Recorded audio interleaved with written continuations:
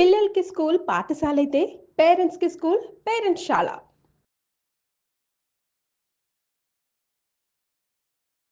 నమస్తే అమ్మా.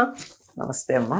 మాకు ఇన్ జనరల్గా తెలిసిన జూలై 10th గురు పూర్ణిమ వేరు, ఆషాఢ పూర్ణిమ వేరు. మీరు సెలబ్రేట్ చేసుకునే గురు పూర్ణిమలు వేరు, చాలా చాలా వేరు. సో ఆ వ్యత్యాసం తెలియాలి మాకు. ఈ రోజు అసలు మేము ఏం చేయాలో తెలియాలి. గురు పూర్ణిమ అంటే గురువుని పూజించుకోవాల్సినటువంటి రోజు.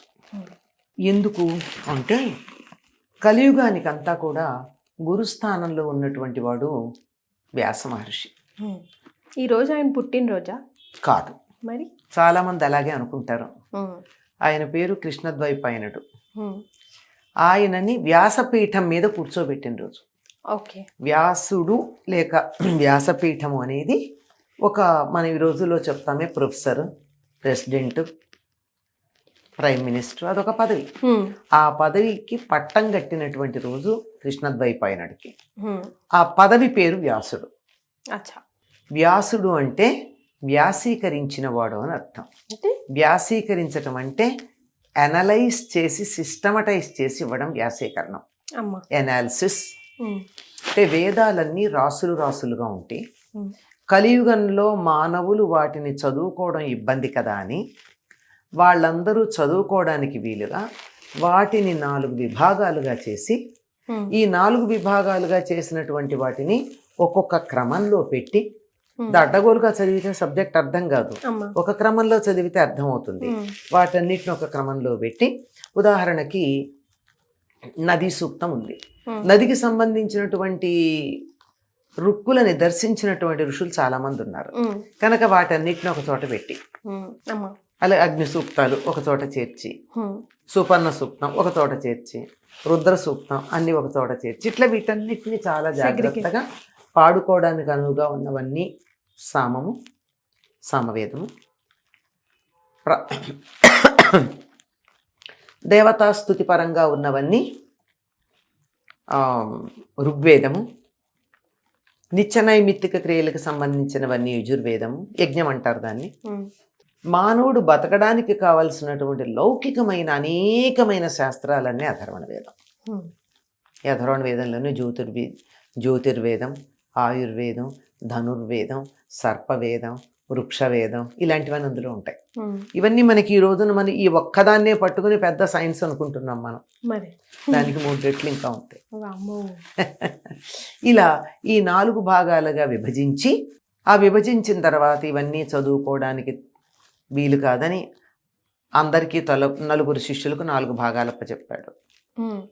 పైలుడు, వైశంపాయనుడు, సుమంతుడు, జైమిని, నలుగురికి 4 వేదాలప్ప చెప్పి మీరు లోకంలో వీటిని వ్యాప్తి చెయ్యండి అని చెప్పాడు. సరే, వాళ్ళు వాళ్ళ శిష్యులకు చెప్తూ మధ్యలో అందులో మళ్ళీ భాగాలు చేస్తున్నారు. అరే నువ్వు ఈ పార్టీ చెప్పరా, నువ్వు ఈ పార్టీ చెప్పరా అని. ఎందుకంటే రాను రాను మేధా సంపద తగ్గింది కదా, అందువల్ల. అయినా అర్థం చేసుకోలేని వాళ్ళు ఎవరైనా ఉంటే వాళ్ళ కోసం వేదంలో ఉన్నటువంటి వాటినే పురాణాలుగా చెప్పాడు. కథలు తీసుకుని నిరూపించుకుంటూ, ఇదిగో ఈ సత్యం ఇలా నిరూపించబడింది సుమా అని చెప్తూ, ఆ విధంగా 18 పురాణాలు, మహాపురాణమైనటువంటి మహాభాగవతం, తన సమకాలిక చరిత్ర ఇక్ష్వాకు పొరపాటు, తన సమకాలిక చరిత్ర కురుపాండవ చరిత్రని జయమన్న పేరుతో చెప్తారు. మనం దాన్ని మహాభారతం అంటాం. ఇలాంటివన్నీ చెప్పి వీటిలో ఉన్న సారం అంతా కలిపి బ్రహ్మసూత్రాలుగా చేసి ఇంత జ్ఞానాన్ని మనకు అందించినటువంటి వాడు ఎవరంటే వ్యాసుడు. గనక కలియుగాల్లో గురువెవరు? వ్యాసుడే. ఏం చదవాలన్నా మనకి ప్రారంభం ఎక్కడి నుంచి? అక్కడి నుంచే. అందుకే గురు ప్రార్థన చేసేప్పుడు ఏం చేస్తారండి? సదాశివ సమారంభాం వ్యాస శంకర మధ్యమాం అస్మదాచార్య పర్యంతాం వందే గురు పరంపరాం అంటారు. అమ్మో శివుడి పేరు మేము ఎత్తామన్న వాళ్ళు ఏమంటాం? నారాయణ సమారంభాం. అక్కడ కూడా వ్యాసుల వారి పేరు తప్పదు. ఎక్కడున్న వ్యాసుడు. కలియుగంలో అందరికీ కూడా జ్ఞానం కావాలి అంటే ఆయన దగ్గరికి వెడితే తప్ప దొరకదు, వ్యాసుడి దగ్గర తప్ప. నువ్వు ఏది తీసుకో వ్యాస ప్రోక్తం అవుతుంది. అందువల్ల గురుస్థానంలో ఉన్నాడు. ఆ గురుస్థానంలో ఆయన కూర్చోబెట్టి పట్టాభిషేకం చేసినటువంటి రోజు, అంటే ఆ పదవిని ఇచ్చిన రోజు. పట్టాభిషేకం అంటే వేరే కాదు, ఆ పదవిలో కూర్చోబెట్టినటువంటి రోజు గనక దాన్ని వ్యాస పూర్ణిమ అంటారు. కృష్ణద్వైపాయనుడు వ్యాసుడుగా పదవిని స్వీకరించిన రోజు వ్యాస పూర్ణిమ. అందుకని ఈరోజు అందరూ ఇవాళ వ్యాసుడు మనకి లేడు.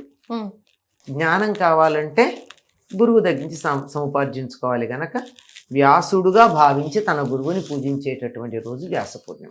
కానీ ఎందుకు అమ్మ వారి ఆలయాలు కానీ విగ్రహం కానీ ఎక్కడ లేవు ఎక్కువ శాతం?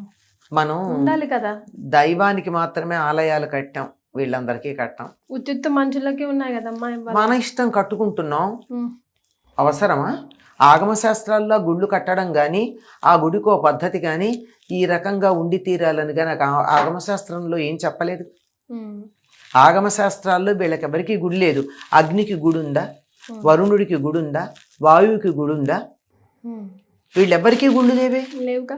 ఉన్నదల్లా మనం దైవములో అని చెప్పే పాంచరాత్రాగమం కానీ వైష్ణవాగమం కానీ వైఖానసాగమం కానీ శైవాగమం కానీ వీళ్ళు దేనికి చెప్తే వారికే దేవాలయాలు ఉన్నాయి, ఆగమ శాస్త్రాలు చెప్పినట్టు. మిగిలినటువంటి వాళ్ళకి లేవు. ఎక్కడన్నా మనం శంకరాచార్యుల వారికి కూడా కట్టుకుంటే మందిరమే తప్ప అది గుడేని అనంగా మన ఇష్టం, మందిరాలు కట్టుకోవచ్చు. ఇప్పుడు మరి ఈ రోజు గురు పూర్ణిమ రోజు మనం అందరం, మేమంతా ముఖ్యంగా ఖచ్చితంగా చేయాల్సిన పనులు ఏమిటి? మీ గురువు ఎవరో వారిని తలుచుకోండి. వారిని ఎవరి రూపంగా తలుచుకోవాలి?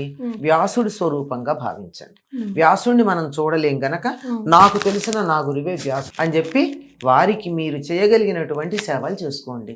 ఓ పండిస్తారా, తీసుకెళ్ళి వాళ్ళకి నమస్కారం చేసి తాంబూలంలో పెట్టి ఓ పండు ఇచ్చి వాళ్ళకి నమస్కారం చేసుకుంటండి. వారి ఆశీర్వచనం పొందండి, వారికి నమస్కారం చెయ్యండి, వారి పాదాలకు నమస్కారం చేయండి. అక్కడ వ్యాసుడికి కూడా ఏం చెప్తాం? వ్యాసాయ విష్ణు రూపాయ వ్యాసరూపాయ విష్ణవే నమో వై బ్రహ్మనిధయే వాసిష్ఠాయ నమో నమః అని కదా పెడతాం. సాక్షాత్తు విష్ణువు స్వరూపమే కదా ఆయన. అందుకని ఆయనకు నమస్కారం చేసుకుంటాం. ఆయన రూపంగా మన గురువుని నమస్కారం చేసుకుంటాం. గురువులని పూజించుకునేటటువంటి రోజు. ఎవరికి చేతైన రీతిలో వాళ్ళు పూజించుకోండి. పాఠశాలల్లో, కళాశాలల్లో వాళ్ళ ఉపాధ్యాయులను పూజించుకుంటూ ఉంటారు.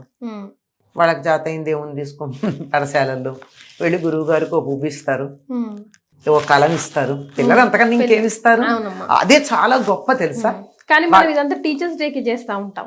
టీచర్స్ డే కూడా చేయొచ్చు. అంటే ఆధునిక కాలంలో ఈ రోజుని ఉపాధ్యాయులకు కేటాయించాను, అది ఉపాధ్యాయులు మాత్రమే, గురువులు కాదు. ఉపాధ్యాయులు అంటే దగ్గర కూర్చోబెట్టి చదివించేవాళ్ళు, గురువులు అంటే మార్గనిర్దేశనం చేసేవాళ్ళు. నువ్వు జీవితంలో ఎలా వెళ్ళాలో, ఎలా ఉండాలో చెప్తూ ఇటు వెళ్ళు, ఊర్ధ్వలోకాలకు వెళతావు, మోక్షాన్ని పొందుతావు అనేటటువంటి జ్ఞానాన్ని ఇచ్చేవాళ్ళు గురువులు. ఉపాధ్యాయుడు అంటే పక్క నుండి దరిదాపుల్లో ట్యూటర్ లాంటి వాడు, కూర్చోబెట్టి చదివిస్తాడు, పాఠాలు చెప్తారు, తప్పేం లేదు. ఎవరైనా సరే వాళ్ళల్లో కూడా గురువు ఉన్నాడు, లేడని ఎలా అన్నాడు? ఇవాళ అక్షరాలు దిద్దించిన ఉపాధ్యాయుడు లేకపోతే నువ్వు తర్వాత పుస్తకాలు ఎలా చదువుతావు? కనుక నీకు అక్షరాలు దిద్దించినటువంటి 10th క్లాస్ పాస్ అయిన ఉపాధ్యాయుడి దగ్గర నుంచి 100 డాక్టరేట్లు ఉన్నటువంటి ప్రొఫెసర్ దాకా అందరూ ఉపాధ్యాయుల కిందే లెక్క. నీకు మంత్రోపదేశం చేసి నీ జీవితాన్ని మార్చి నిన్ను ఉన్నతమైన మార్గం వైపుకు మళ్ళించిన వాడు గురువు. ఇలాగే చెప్పారే తప్ప ఇప్పటివరకు మీ విశ్లేషణలో దత్తాత్రేయ ఆలయానికి వెళ్ళి రండి, సాయిబాబా వారి ఆలయాల్లో పాలాభిషేకం చేసి రండి మాత్రం చెప్పలా. ఎందుకంటేనమ్మా ఆ గురువులకి ఎప్పుడూ ఉండే గురుస్థానంలో ఉన్నటువంటి ఆయన దత్తాత్రేయుడు ఉన్నాడు. ఆయన స్మర్తృగామి అంటారు.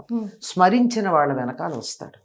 విష్ణువు యొక్క అవతారంగా త్రిమూర్తుల యొక్క సామూహికమైనటువంటి సమగ్రమైనటువంటి సంయుక్త రూపంగా చెప్తారు.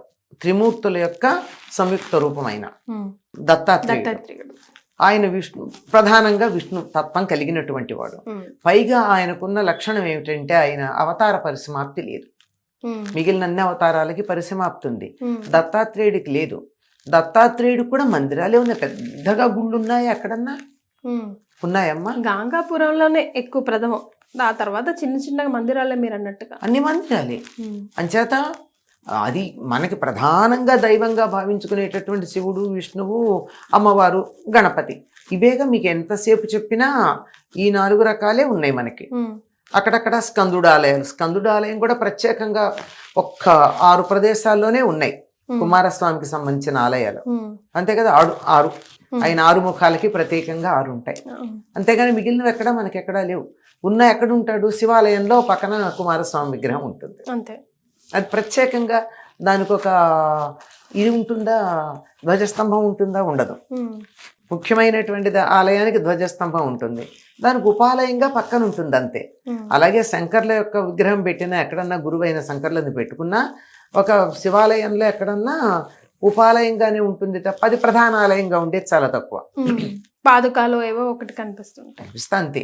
అంచేత అటువంటిది ఆ దత్తాత్రేయుడికి ఆలయం ఉంటే వెళ్ళొచ్చు, తప్పేమీ లేదు. దత్తాత్రేయుడి ఆలయం కూడా విష్ణు ఆలయానికి సంబంధించిన ఆగమ శాస్త్రాన్ని అనుసరిస్తారని అనుకుంటున్నాను నేను దాని గురించి పెద్దగా కనుక్కోలేదు గనక. కానీ అది ప్రధానం. మీరేం చేస్తారమ్మా గురు పౌర్ణమి రోజు? చాలా బిజీగా ఉంటారు మీరు. అవునమ్మా, గురు పూర్ణిమ నాడు మా గురువు గారిని మేము పూజించుకుంటాం. మా గురు పూజలు జరుగుతాయమ్మా. ముందు రోజు సాయంకాలం నుంచి మొదలుపెట్టి ఆ రోజంతా ఉంటాయి. ఒక్కొక్కసారి మర్నాడు కూడా కొనసాగుతాయి. ఆ రోజు గురు పాదుకలను ఒక్కసారి పూజించుకుంటాం. తర్వాత మిగిలిన కార్యక్రమాలన్నీ మామూలుగా వేడుకంటే ఉదయం 6 గంటలకి మాకు మేమందరం చేసే సామూహికమైనటువంటి ప్రార్థన ఉంటుంది, మెడిటేషన్ లాంటిది. అది ఉంటుంది, ఒక అరగంట 40 నిమిషాలు ఉంటుంది. చెప్పలేం, సందర్భాన్ని బట్టి 40-45 నిమిషాలు కూడా పెడుతున్నారు. అంటే వచ్చినటువంటి వాళ్ళ ఉన్నటువంటి శక్తిని బట్టి 40-45 నిమిషాలు కూడా ఉంటుంది. అది కళ్ళు మూసుకుని మెడిటేషన్లో కూర్చున్నాక ఆ తర్వాత గాయత్రి మంత్రాన్ని సామూహికంగా ఉచ్చరించడం, కొంచెం సేపు ఏదైనా ఆధ్యాత్మిక విషయాలు మాట్లాడుకోవడం, ఆ తర్వాత హోమాలు, తర్వాత పూజలు, ప్రవచనాలు, ఇవన్నీ ఉంటాయి. ఇది 2 రోజులు అలా జరుగుతాయి.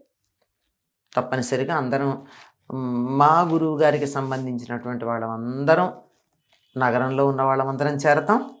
వీలైతే ఇతర ప్రాంతాల నుంచి కూడా చాలా మంది వస్తారు, చాలా ప్రాంతాల నుంచి వస్తారు. చాలా విశేషంగా గొప్పగా ఆ 2 రోజులు మరి దేనికి మేము కేటాయించకుండా గురు చైతన్యంలోనే ఉండడానికి మేము ప్రయత్నం చేస్తాం.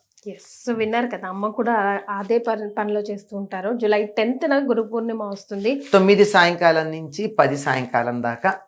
ఈసారి ఒక్కోసారి 11 తరువాత రోజు కూడా ఉంటుంది.